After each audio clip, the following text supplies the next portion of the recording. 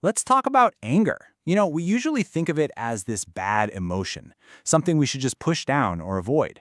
But what if we looked at it a different way? Not as something that's inherently bad, but as an emotion that, when it gets in the driver's seat, comes with a really, really high price tag. And this isn't some rare thing we're talking about. According to the American Psychological Association, about 1 in every 5 adults in the U.S. deals with anger so intense it actually gets in the way of their daily life. Think about that. That's a huge number of people wrestling with an emotion that's just stuck in overdrive. So that gets us to the big question we're tackling here. It's not about feeling angry. That's human. It's about what happens when we let it take over. What are the consequences, the hidden costs we end up paying? What does that final bill actually look like? To get to the bottom of it, here's our game plan. We're going to look at the cost to your body, then your relationships, and your mind. We're also going to bust a huge myth about venting. And then, at the end, we'll tally up that final bill. All right, first up, the physical cost. And I want to be clear, this isn't just about feeling emotionally drained. Chronic anger creates actual physical, biological problems inside your body. So, here's what's happening under the hood. Every time you get really angry, your body hits the big red panic button, that ancient fight or flight response. And when that happens again and again, your system just gets flooded with stress hormones like cortisol. It's like leaving your body on high alert 24/7. Now, this might look a little technical, but stick with me, because what it shows is just how specific the damage is, especially to your heart. We're not talking about some vague stress here. We're talking about your heart literally being starved of oxygen because of mental stress. We're talking about damage to your blood vessels that leads to high blood pressure. It can even make your heart rhythm unstable and make your blood stickier, which seriously raises your risk of a heart attack or a stroke. And look, this isn't just a theory. The research here is solid. The National Library of Medicine draws a direct scientific line. They're basically saying that anger, whether it's a fleeting feeling or just part of who you are, is strongly linked to your heart not getting enough blood flow right when you're stressed out. And the damage doesn't just stop with your heart. This constant state of emergency weakens your immune system, it messes with your digestion, and it throws your whole nervous system out of whack, which just fuels more anxiety. It really becomes a full-bodied problem. So that's the internal damage. Now let's look at what happens when that anger spills out. Because unmanaged anger doesn't stay inside you. It radiates outward, and it can really poison your most important relationships. This right here, this is the playbook for how it all goes wrong. It's a feedback loop from hell. Your anger triggers defensiveness in someone else, right? Then things escalate fast. Every time that happens, it chips away at trust. And over time, that lack of trust hardens into resentment. And you know what resentment does? It just makes it way easier for everyone to get angry the next time. The cycle just feeds itself.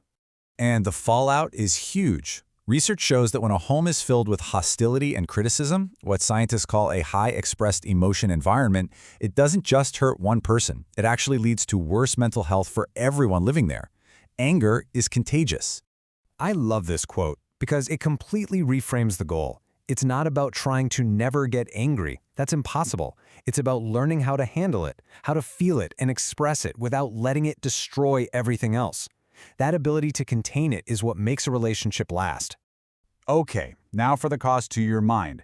This part is absolutely fascinating because chronic anger doesn't just mess with your mood. It physically changes the way your brain is built and the way it works. So to understand this, you got to know the two main players. You've got your emotional brain, the amygdala. Think of it as your brain's smoke detector. It's super fast, always scanning for threats, and it goes off in less than 1/5 of a second. Then you have your thinking brain, the prefrontal cortex. This is the CEO. It's slow, logical, and in charge of impulse control. Well, in a moment of anger, the smoke detector goes off so fast that it hijacks the whole system before the CEO even knows there's a problem.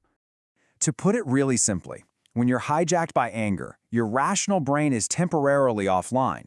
Your reactive, emotional brain is running the entire show. And if this hijack happens over and over, your brain literally starts to rewire itself. Your focus gets shot because all your energy is going to staying on high alert. That excess cortisol can actually shrink the part of your brain responsible for memory. The neural pathways for anger get stronger and stronger, like a well-worn trail in the woods, giving you a much shorter fuse. And the connection between your thinking and feeling centers gets weaker, making it harder to feel empathy. And here is the absolute worst part of this whole thing. It's a trap. The very tool you need to manage your anger, that logical prefrontal cortex, is the exact part of the brain that chronic anger wears down. The longer it goes on, the less equipment you have to stop it. Okay, so if unmanaged anger is this costly, what are we supposed to do with it? This leads us to one of the biggest myths out there, the idea that you should just let it all out. We've all heard it a million times, right? Venting is good for you. It's cathartic. But what does the science say? Well, a huge meta-analysis that looked at over 150 different studies tells a very, very different story.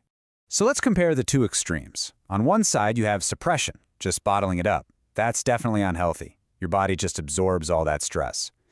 But here's the shocker. Aggressive venting, or letting it out, is also ineffective and unhealthy.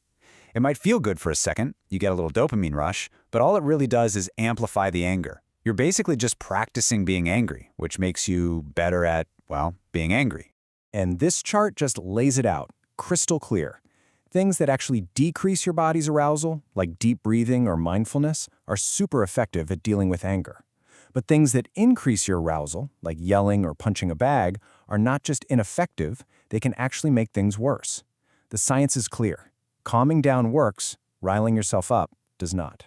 So we've looked at the cost to our bodies, to our relationships, to our minds. It's time to bring it all together and tally up that final bill. And this, right here, is the bottom line. Anger itself isn't the enemy. When you manage it well, it's a tool. It can be a useful signal. But when anger starts to manage you, that's when the bill comes due. And it will cost you. In your health, in your relationships, in every corner of your life. Which leaves us with one last question, and this one is personal.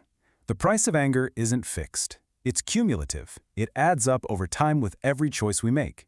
So looking at all this, you just have to ask yourself, what will your final bill be?